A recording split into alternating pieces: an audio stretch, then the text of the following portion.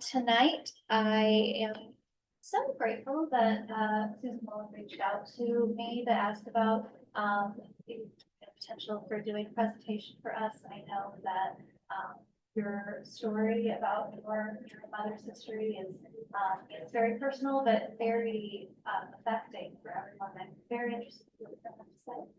I'm just going to give it over to Susan.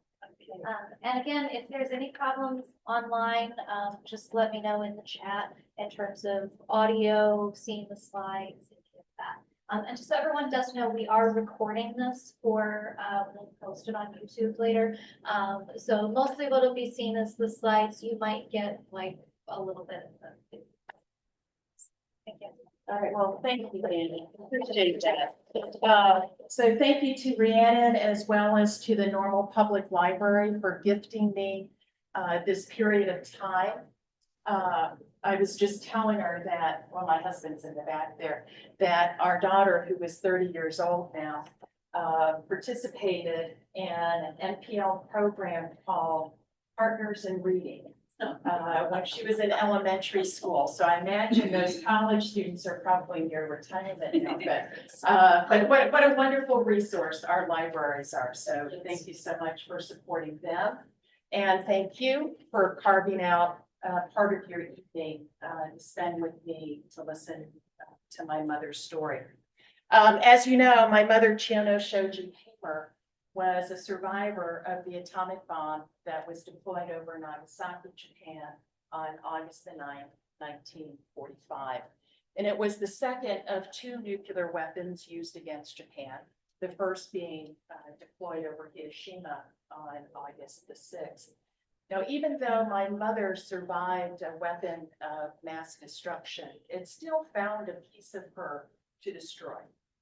It repressed her voice from talking about that day in August, as well as the years leading up to and after the war. But my mother's silence isn't unusual. Many atomic bomb survivors did not and do not speak of their war or bomb experiences. Yet my mother's silence is part of a broader narrative about the devastation that these weapons have on human beings. Now, my mother passed away in 2001, but I firmly believe her story is as important today as it ever has been. Now, there's a Japanese proverb that goes like this: fall down 7 times, get up 8. And the saying speaks to my mother's resiliency, her courage, and what I always call true grit. So let me take a moment to introduce you to her.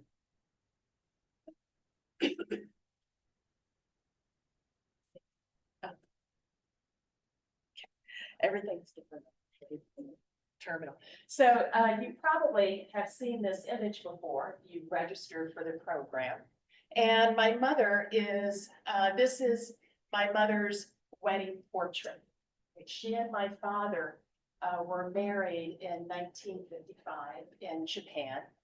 And this portrait hung in every home that they lived in.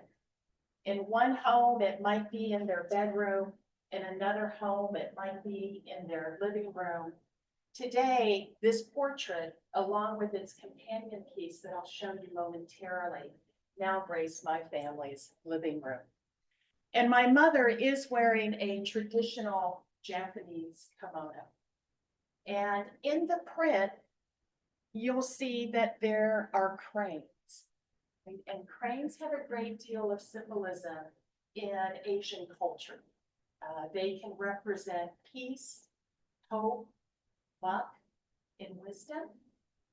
And you'll also see bamboo, the leaves as well as the shoots.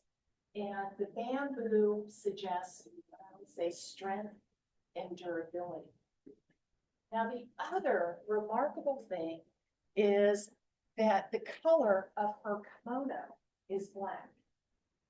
And black represents the bride's strong intention not to be defined by someone else.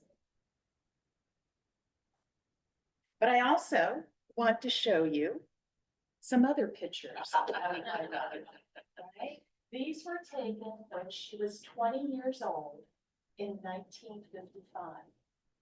And free from the constraints of the makeup and the kimono, you see a different side to my mother.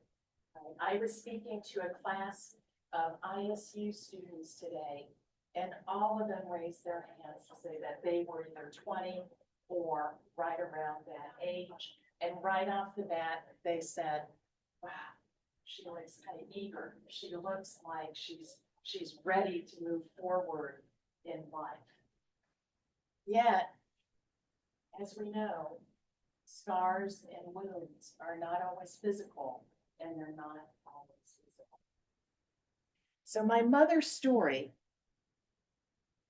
begins in Japan, and Japan is made up of around 7,000 islands, and we're probably familiar with the 4 largest, right? There's Hokkaido to the north, Honshu, which is the largest island, is where we would find Tokyo, and then Hiroshima. And then there's Shikoku, and then the southernmost island is Kyushu. And it's on Kyushu that we would find Nagasaki. It lies at the mouth of the bay, where the Urakami and the Nakashima rivers flow into the East China Sea. So it's no doubt that water is a symbol for life in Japan. And Nagasaki's ports and waterways provide sustenance for its residents. And in the 400 years leading up to World War II, Nagasaki served as Japan's gateway to Europe and Western culture. It became Japan's most international city, with traders from Great Britain, France, the Netherlands, Russia, China, as well as the United States setting up homes in the city. And by 1945, there were about 245,000 people who lived in Nagasaki, most of whom were women, children, and the elderly. And that's because most young men had been called into military service. There were no paved streets, and the tallest buildings were typically no more than 3 stories high. And Nagasaki was also the 3rd largest shipbuilding city in the world. And at one time, Normal had a connection with that shipbuilder. Any ideas who that was? Mitsubishi. So Mitsubishi had a plant in Nagasaki. And Nagasaki is where my mother was born on October 1st, 1935. And for those of you who follow the zodiac, you know who you are. My mother was every bit a Libra. So she was a very balanced person. She was very symmetrical. And I'm going to give you, share with you her family, because I'll be mentioning some of these individuals as we move forward in her story. And so her mother's name was Isao, and Isao was a homemaker. And her father was Zentado, and Zentado was a fisherman and farmer. And he's pictured here with my mother in 1970. He came to visit us when we lived in Okinawa. And as you can see over his left shoulder is the wedding portrait of my mother. Now, my mother was also the oldest of 3 daughters. And so her middle sister was Eiko. And she always described Eiko as the smart but clever sister, right? And clever was always said in a way that wasn't necessarily complimentary, right? So as I tell college students, you know, we have a different word for clever these days. And then Her youngest sister was Amiko, or Amy for short. And Amy was the sweet sister. And so my mother preferred her company over Aiko. And there was one more person living with them, and that was Zintado's mother. Her name was Chia, and Chia was the matriarch of the family.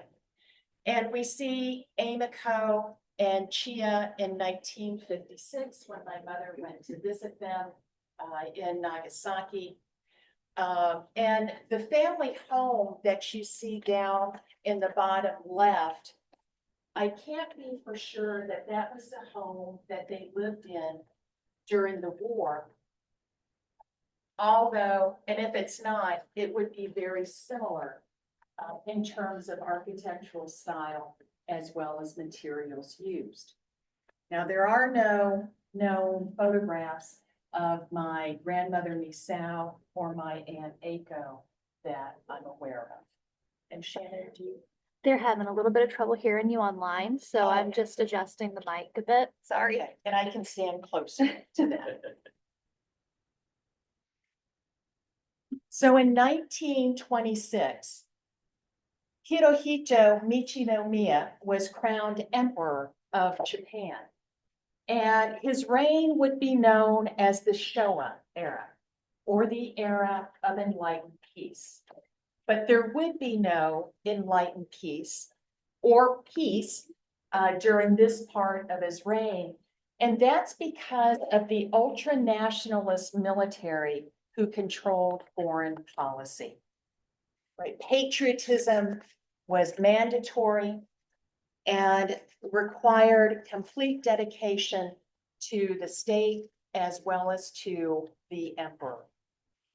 The emperor was considered to be a direct descendant of the sun god, right? And their subjects, including my mother, were not allowed to look at him directly into his eyes or to even hear his voice. And Japanese citizens were restricted in terms of their civil liberties because of very repressive policies. This was the Japan that my mother was born into.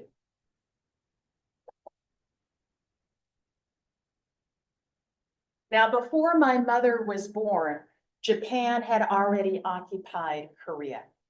And when she was 2 years old, in 1937, Japan invaded China. And by 1940, Japan's expansionism had gone as far south as French Indochina, and Japan signed a military pact with Nazi Germany and Italy, becoming an Axis power. And then on December 7th, 1941, Japan attacked the United States at Pearl Harbor, and the United States entered World War II. But by 1942, the Allies had turned the tide of the war in the Pacific with victories at these iconic places, right? Midway, Guadalcanal, Leyte Gulf, Iwo Jima, and Okinawa. But the Japanese propaganda machine wanted the Japanese to believe that Japan was winning the war. But my mother's war recollections only speak to pain, hardship, and loss. You see, Japan by this time could no longer provide enough food for its people. And rice, which was and still is a staple of the Japanese diet, was rationed. 2 cups per person per month. And you may have heard stories of people who were using wood shavings to use as supplements just for the sensation of feeling full. And my mother's family resorted to using the black market to obtain food. Now, at some point in time, my grandfather Zintado had been drafted into the Imperial Japanese Navy.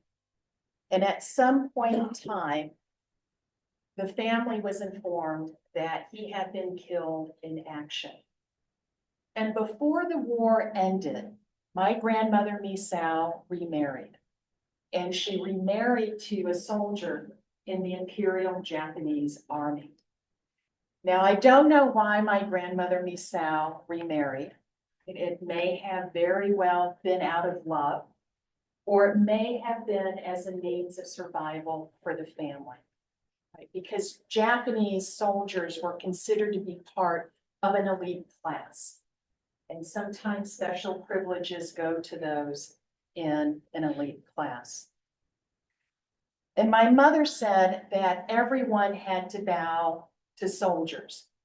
And if they didn't think you bowed deeply enough, showing them proper respect, then they would beat you.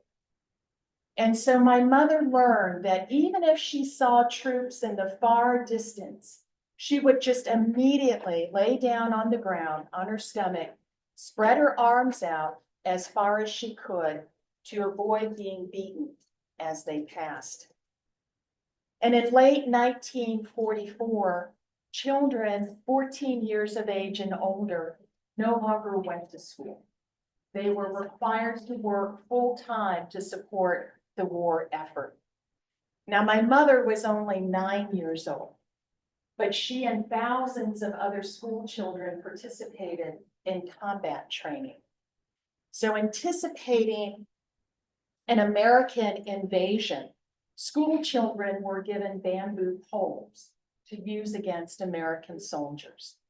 And my mother said she remembers gathering in the schoolyard every morning to practice lunging with these poles. And years later, she could still act out how they use those poles, similar to what these women will be doing in that image there. Now, my mother was remember, she's a Libra, she's a very pragmatic person.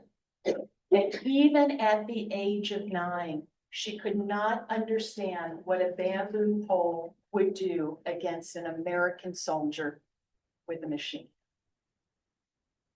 But if we read that quote, if we are prepared to sacrifice 20 million Japanese lives, victory will be ours. And so you can see it's a leadership that was willing to sacrifice Japan's future by sacrificing its children. Now, my mother's lifelong fear of sirens developed as a result of air raid sirens being triggered by American bombers flying overhead the city. But unlike other Japanese cities, Nagasaki had not been devastated by either conventional bombs or fire bombs. And that left many residents wondering, why is Nagasaki being spared? Well, as my mother went about her daily life, the United States government had identified 4 targets for atomic bombs. Niigata to the north, Hiroshima, Kokura, and Nagasaki. Kyoto would come off the list because it would be eventually deemed too beautiful to be destroyed. Now, as we know, atomic bombs are not supercharged conventional weapons, right? They are called weapons of mass destruction because they are designed to create a nuclear reaction that destroys using intense heat and radiation. The first bomb was deployed over Hiroshima, and it instantly killed 80,000 people. And Nagasaki would have been spared as the second target had Kokura not been covered by smoke from a nearby bombing. Now, the second bomb used on Nagasaki contained plutonium, which was intended to be far more devastating than the first bomb. And it took the 5-ton weapon 46 seconds to reach its detonation point above the city. And when it exploded at 11:02 a.m., the equivalent of 21,000 tons of TNT made the city convulse. right? At that moment in time, my mother was standing in the doorway of their home and she recalled seeing that blinding flash of light. So she immediately shut the door to block it out. And following the flash of light came the intense heat and winds that destroyed everything within a mile of ground zero. Over 2.5 square miles of the city consumed by fire. People were vaporized. 40,000 people initially killed. Now, the wind sent shards of glass through the door that my mother was hiding behind. And you have to remember that doors in Japan at that time, they weren't made out of wood, they weren't made out of metal, they were made out of paper. And coming out of the root cellar, her grandmother, Chia, was hit by flying shrapnel. And she looked up and wondered, where are all the airplanes? Not realizing that one plane had dropped one bomb. Now, my mother didn't say anything else about that day. She said the next day she walked to the city in search of a friend. And what she saw must have been beyond description because she never shared what she witnessed. Her invisible scar would hide that invisible wound. And the effects of the war didn't end with Japan's surrender, as you might imagine. Difficult, if not horrific times continued. At least 30,000 more residents of Nagasaki would die by the end of 1945. So over 70,000 people in a 4-month period. And there would be a near famine in Japan in 1946. Now, mostly from 1945 to 1955 is a blank page in my mother's history. Right? There's only one story that she shared with us. She said shortly after the war ended, my grandfather Zentado showed up at the family home, right? He had not been killed in action. He had been taken prisoner of war. Yet, my grandmother Misao had remarried. So what was she to do? Divorce, uncommon in Japan, and let alone a city that was nearly devastated. And so they went to the matriarch of the family, Chia. And Chia gave my grandmother Misao 2 choices. You can stay with your current husband, but you can't take your 3 children with you. Or you can go back to your first husband and remain with your 3 children. And for reasons unknown to me, my grandmother Misao left with her second husband, leaving my mother with a sense of abandonment that she felt for the rest of her life. Now, we also know that at some point in time, when my mother was old enough, which would have been probably about 18, she left Nagasaki to go to Tokyo, which was then a 36-hour train ride away. And I can't emphasize enough what an unusual decision that was for a young, unmarried Japanese woman at the time. And more than likely, she moved to avoid the stigma and the discrimination of being an atomic bomb survivor. In Japan, survivors are known as hibakusha. And hibakusha were socially ostracized because of a radiation poisoning, radiation exposure, and/or because of physical scars. And it was difficult for them to marry because of the potential for children to be born with birth defects. Now, I used to think that this space was negative space because I knew so little about my mother. And then I learned about a Japanese concept called Ma, M-A, very short, very uncomplicated. And Ma says we should look at this space in a more positive light, that it represents opportunity and possibility and creativity. It's what we call today a blank canvas. And so now when I enter this period of her life, I see that she was shaping her life and giving it meaning. And it's in Tokyo where my mother met my father, Herbert Hans Hamer Jr. My father was from the South Side of Chicago. He went to Purdue University on a ROT scholarship, graduated in 1954 with a major in pharmacy. After he graduated, he was commissioned a second lieutenant in the United States Army, and his first duty station was in Tokyo. So he and my mother met on a blind date in early 1955, and then they were married later that year. Now, even though it was legal for them to marry, the United States government didn't make it very easy for couples. The process was long, it was laborious, and extremely intrusive for Japanese women. The process was such that my father said he felt ashamed to be an American, considering what my mother was having to go through. Now, when I asked my mom if her family accepted my dad, she said yes. She said they loved him, right? They thought he was a good man who would take good care of her. And I believe my father exceeded their expectations. But it was a different story when I asked her, well, how did Dad's parents accept you?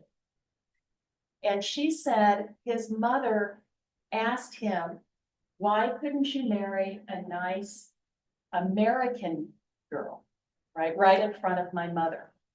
Now, American was really code for white, because my grandmother Hamer had immigrated from Germany in 1912, so my mother's immigration status had very little to do with his mother's opinion of her. So that is my father in the upper left-hand corner. He and my mom were going to a gala. That's Zentato, my mother's father. And then to opposite of him is his brother. And again, you see the portrait of my mother. This is my father in 1955. So I would say it's no wonder why my mother fell for him. Quite charming and handsome. And then my father at that time was promoted to a captain. And then the first family photograph, my oldest brother, John, is in that picture with them. Now, this is when my parents' marriage represents when my mother's identity as an atomic bomb survivor converges with her being an immigration pioneer. Right, from 1947 to 1960, at least 50,000 Japanese women married American servicemen stationed in Japan, and my mother was one of them.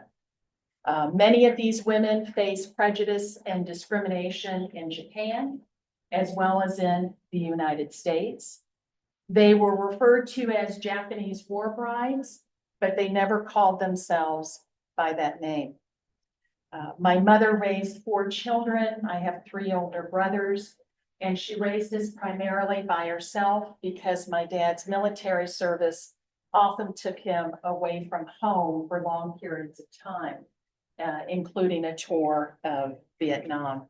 But she always put family first. Now, my mother's immigration experience, I just think this is so cool, is part of the largest women-only immigration event in United States history. By 1960, these Japanese women helped increase the Asian American population by 20%. Just remarkable.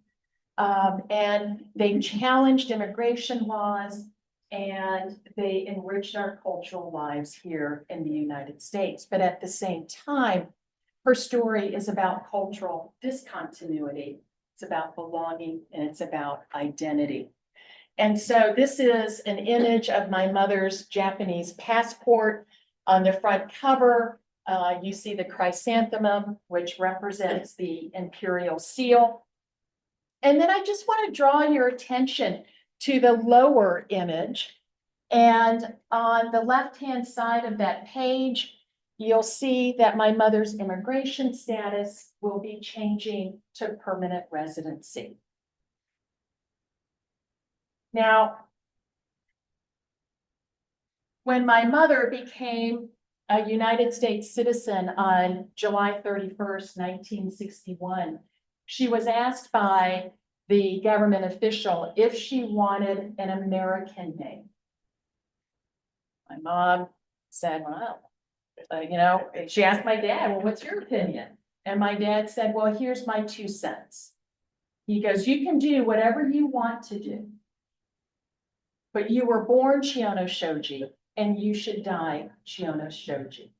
So as you can see, my mother kept her name.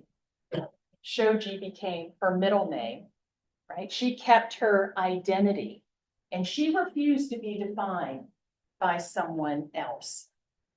And then in 1958, my father received orders to transfer from Japan to Fort Sam Houston in San Antonio, Texas. And my mother left Japan, never to return. Now, after my father died in 2017, my brothers and I found a couple of things in his records, and we were surprised by them. After a year at Fort Sam, my dad received transfer orders again to move to Fort Knox, Kentucky, which is in Louisville. And after they were settled, my mother was interviewed by a local newspaper, the Shively newsletter, Shively being a suburb of Louisville. This was on October 21st, 1959. It's for the Meet Your Neighbor column. We have those here in Bloomington Normal. It's a nice way to get to know people in your neighborhood or in your community, right? And so I'll just take you through it.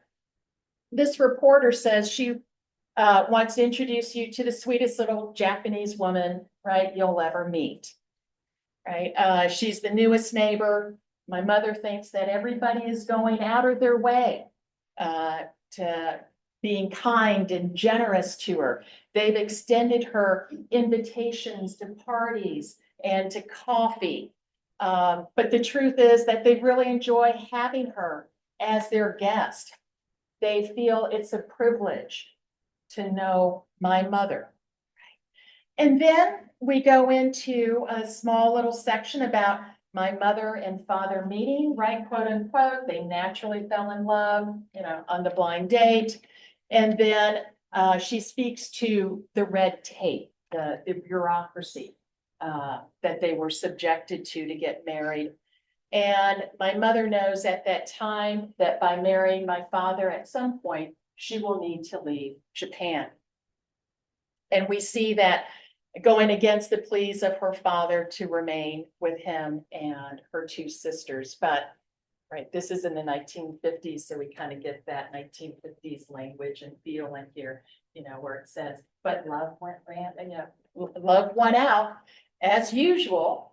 And, the happy couple were married.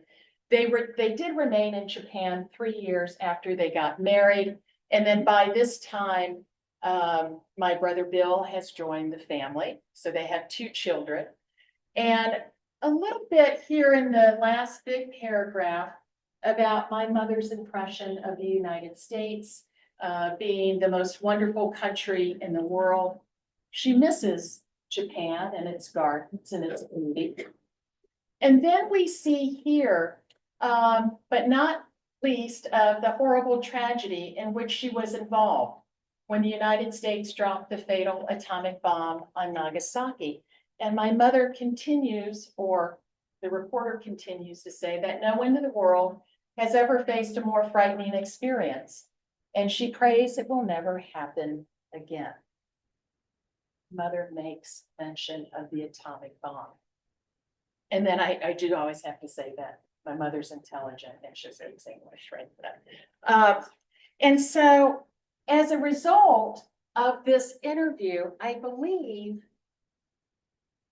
my mother was then asked to speak at the men's club for their church on this topic here, the one on the right.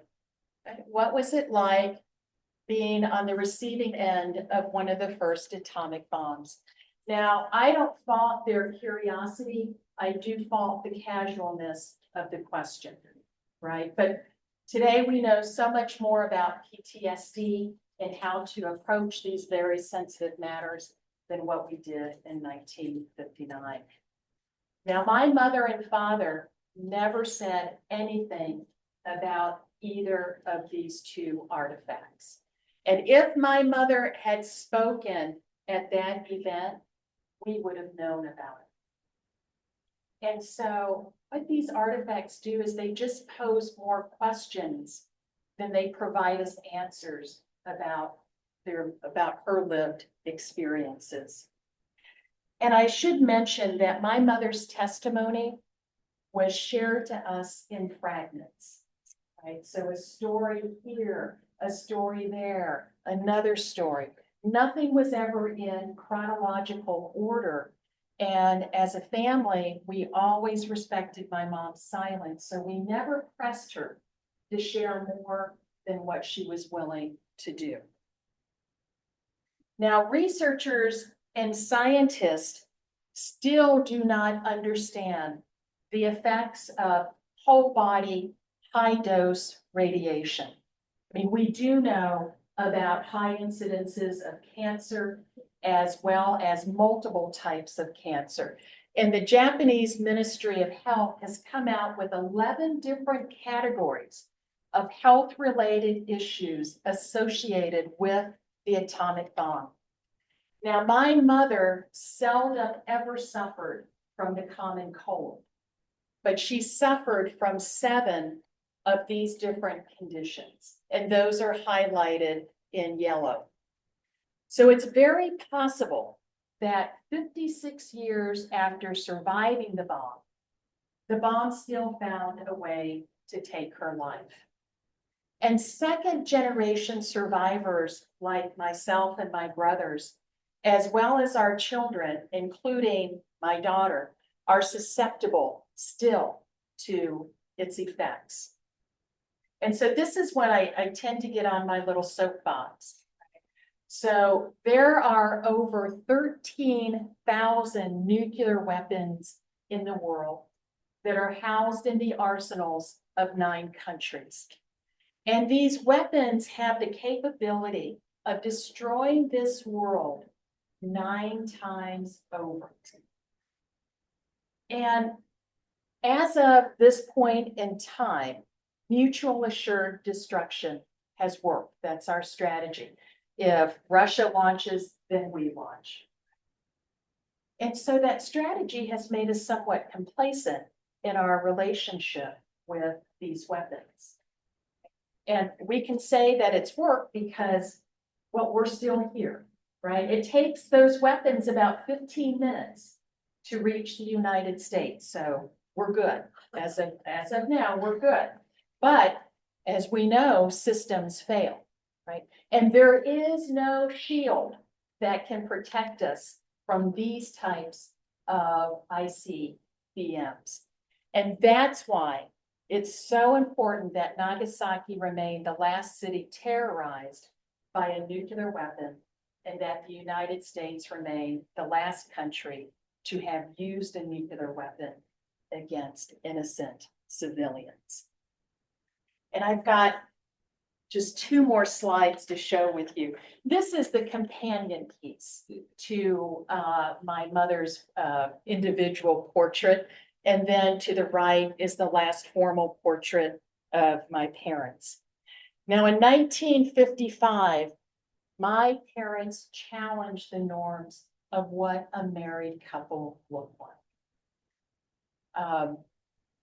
They made a pact with each other shortly after they were married. And they said, we are going to have a 50-50 partnership. Basically, they threw out gender roles. And again, I can't emphasize how unusual that was for a Japanese couple, as well as an American couple. And I might venture to say many couples today, right? But I can't say what wonderful role models they were for my brothers and myself in terms of the relationships that we have with our partners, right? So in closing, my mother's trauma prevented her from speaking publicly against war and nuclear weapons. And despite the circumstances of her early life, my mother became a goodwill ambassador for the rest of it. So I always like to say that her work was done at the individual level, right? At the local level, where she formed relationships that were based on trust and generosity and respect and forgiveness. And where my mother went, fellowship always followed her.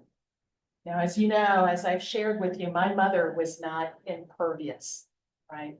But her lived life was a testament to the promise and to the wisdom of fall down 7 times, get up 8. So thank you so much for your attention. This, just to let you know, this middle picture of my mother was at my dad's bedside for a number of years after she passed away. And then that is our daughter, Catherine, and then her boyfriend, Liam, and then just some other pictures. My favorite picture is probably the one at the top with my mother and my 3 brothers. That was for a passport.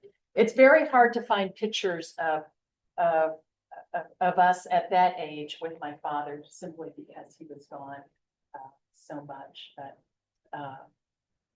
But she left behind a legacy. When did you lose your father? In 2017. Yeah, so he outlived my mother by, I can't do the math, it's pressure. 16 years. Yes, thank you. I just can't do math under pressure. So, and I'm happy to answer questions. Feel comfortable in asking questions. I really tend not to have triggers. So you said your mother never went back to Japan. Have you ever been? I have not. My 2 oldest brothers were born in Japan, and my oldest John is going back for the first time later this year. And he did ask, he and his wife were taking a cruise. And then he and his wife did ask my husband and I if we wanted to go, but he's not necessarily going to the places where we want to Right. go. And so we said, well, we'll pass, and But you would like to. but I would like to. Oh, yeah. Yes. Yes. Did your mom ever talk to her daughters again? Yeah, that's a great question. It's a sad one too. This You don't would have to have answer. been, yeah, no. I'm just curious. Oh, no. It is, and I actually had shared it this morning. I mentioned that my mother's favorite sister was Amiko. And I believe it was in the 1980s, early 1980s, Amiko had contacted my mother that their father had died, that Zentado had died. And it was at the same time that my dad was laid off. And so they couldn't afford the plane fare to go back to Japan for the funeral. And when Amiko heard this, she said, well, if you can't come back, then you're as good as dead to the family. And so, I really feel for my mom because one, it was her favorite sister saying that. And two, it was the second time that she had been, I think, abandoned in her life. And so that was the last contact that she had had with her family. So did your grandma ever reach back out to the daughters too? Does that make This is sense? also sad. Yeah. I feel like people over here and people over here. You know what I Yeah, mean? yeah, it is sad. So, when they must have had limited contact with each other.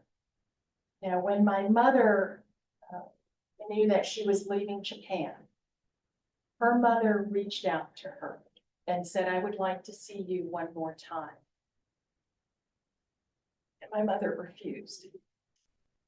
And she said, I could never understand how a mother could leave her children.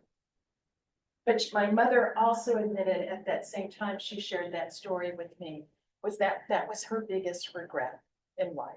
She said she only had one regret, and it was not seeing her mother at that time. Thank you. Yeah, no, thank you. No, that's, So how much of your family is still alive and you keep in contact with them? no.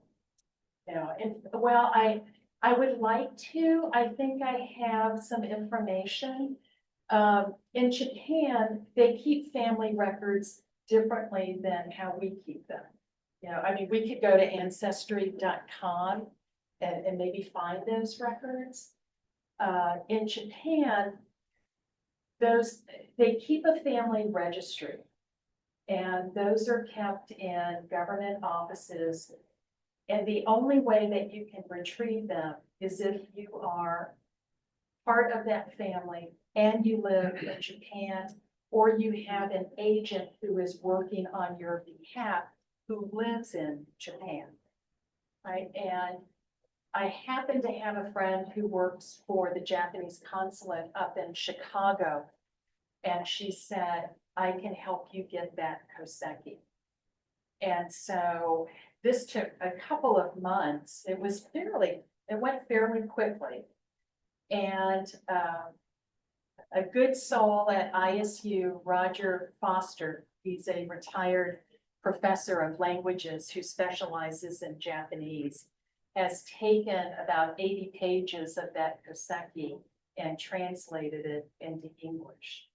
And so within that document, I may have the names, the married names of my aunts, and that may be a possible way of reaching out to them. Did your mother teach you about Japanese culture, or did you learn the language, Japanese language? Well, she said that we all knew the language, and then she would stop speaking to us in Japanese when we reached kindergarten. And that's part of the cultural discontinuity there, is at the time in the 50s and in the 60s, it was about assimilation, right? Becoming an American, trying to fit in, raising all American kids. And so she stopped speaking the language to us. And then when I was in college, she tried to teach me, but that lasted about 30 minutes. And she said, she goes, I don't even know if I know Japanese anymore, because you're not so good. And so she said, it would just be easier for you to take the class and learn it that way. But we did live in, I traversed two separate worlds, right? That in our home, you would find furnishings from Japan and Korea, where they lived. My mother would make Japanese dishes. But she would also make the best meatloaf I've ever eaten, right? And then she would make corned beef on St. Patrick's Day. You're right. So, and she would sing Japanese lullabies. She would read Japanese magazines. She would still speak Japanese to the Japanese population. My parents retired in San Antonio, and there's a large Japanese population there, more Japanese war brides. And so when she would go shopping on base, then she would always speak Japanese. But when you went outside, at least for me, when I went outside of our home, when I crossed the threshold, then I was just like any other, all-American kid.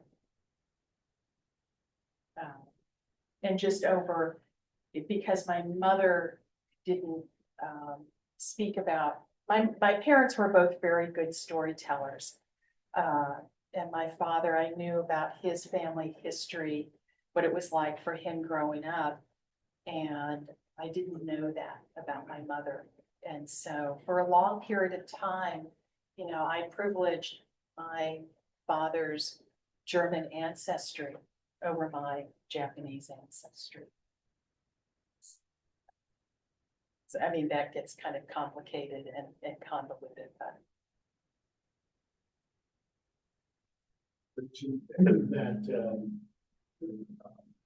Father's, mother's initial welcome was parents. That relationship changed with time. Unfortunately, no. At best, my dad's parents tolerated my mother. And I think that would be putting it nicely. And how about their grandchildren then? The same. We did not have loving and affectionate grandparents. And so that even lasted during the time that my mother became the primary caregiver to both of my father's parents. And that's kind of, it's kind of long and it's very messy. But no, their attitudes towards my mother never changed.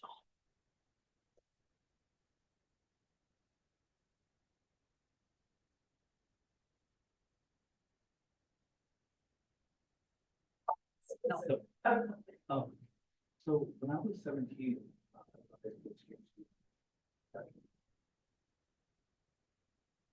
grandmother, pretty important.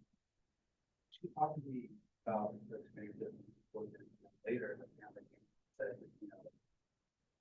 we hadn't talked about that for 40 years. Is this a documented phenomenon? For hibakusha is not technology? It seems like it's terrible.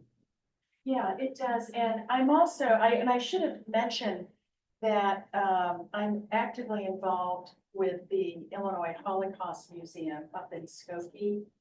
I'm a docent, I'm a facilitator for a police training program, and I'm also a member of the Second Generation Speakers Bureau, which is why I'm here tonight. I would say, that this is common amongst individuals who have experienced trauma, because it's very similar to Holocaust survivors, right? That there are some who share their story and then others who do not. And that would be very true of hibakusha. And I should mention, and that's why I say at the very beginning that my mother's silence is part of this broader narrative, right? That something so traumatic happened that it was buried very deep inside of her. And there's also a great deal of research about that trauma being passed down to second as well as third generation survivors. And so for my mother, when, as I mentioned, she was sharing stories with us. The part of her story that I share with you, I collected when I was in college. So I went to work one day and my coworker said, your mom's a survivor of the atomic bomb. Well, the atomic bomb survivors aren't going to be living forever. So you need to go home tonight and collect that story. And I go, tonight? She goes, tonight, you need to ask her. And I went, okay, all right, I will. So I went home and I asked my mom to share her story about that day. And I still recall my mother, we were sitting at the dining room table And my mother retreated to a very deep and dark place to recall that story, to make it emerge. And when she got to the part where she went to the city to search for a friend, there was a visceral reaction from it. And then that's when we stopped the conversation, that it was just unfair to ask her to move forward with that story.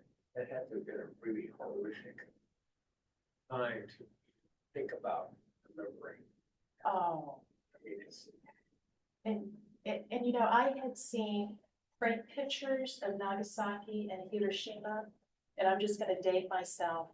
It was when Netscape first came out, when we had access to the internet.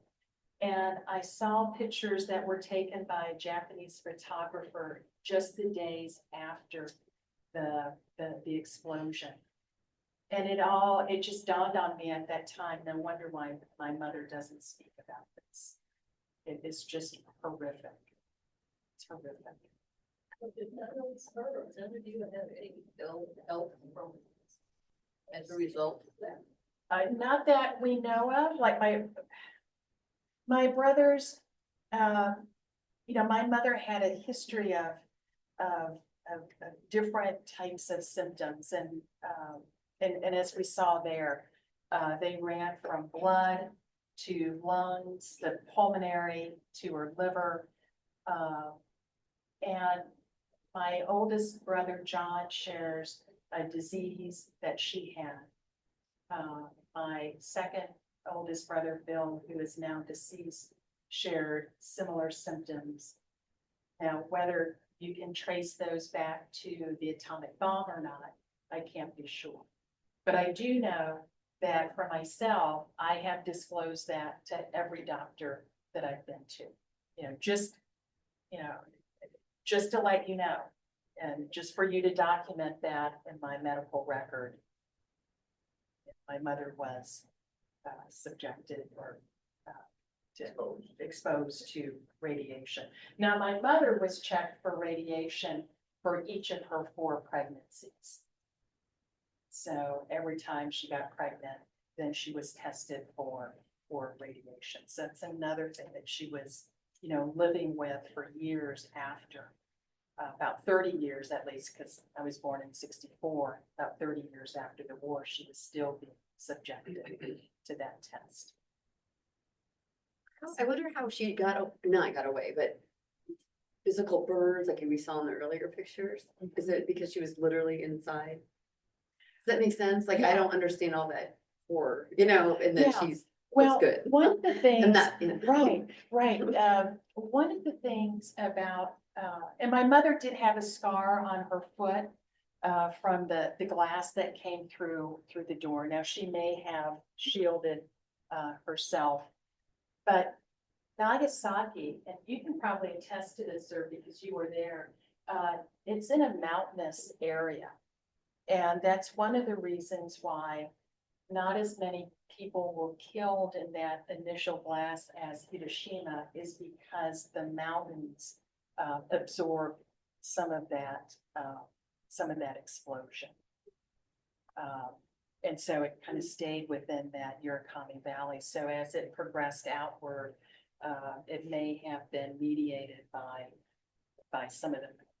the terrain. And what was your mom in the order of girls, the oldest? She was the oldest of the 3. So the other 2, were they born already then? Yes, they were already born, but she never spoke about what happened to them. She never spoke about her mother. I assume her father was already in the service. Just about her mother coming out of the cellar. I think you might sit now. It's amazing. Yeah. It truly is. And I'll just leave you with one more story.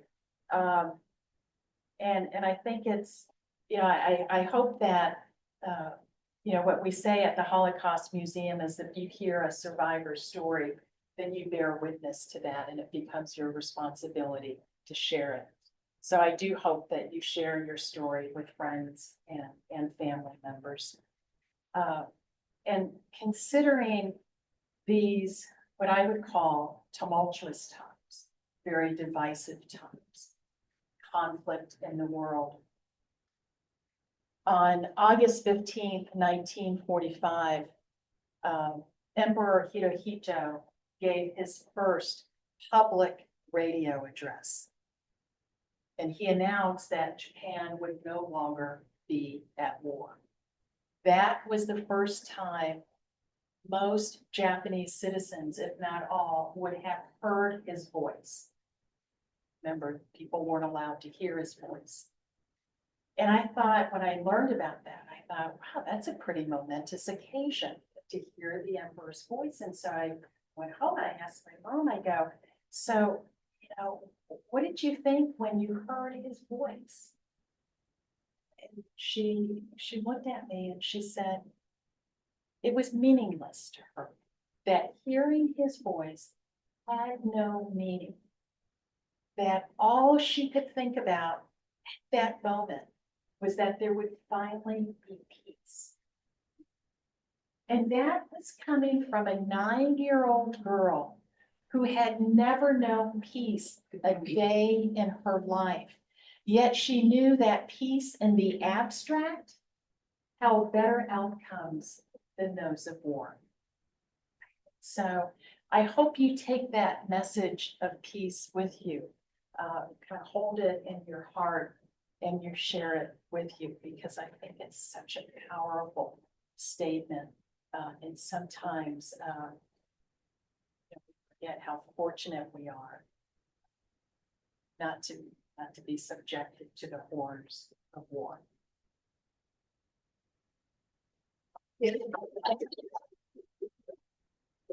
Thank you, Annie. Thank you to everybody on Zoom. Thank you. And I give my mom's presentation. I've been giving it locally for a couple of years now. And fortunately, I'm able to give it to ISU classes either 2 or 3 times a year to students in family and consumer sciences, as well as anthropology. But I also give it to local groups as well. I've given it to churches. I've given it to various organizations. And so I'm very happy to present this story if you happen to know of an organization that might enjoy hearing this message. Thank you. Okay. All right.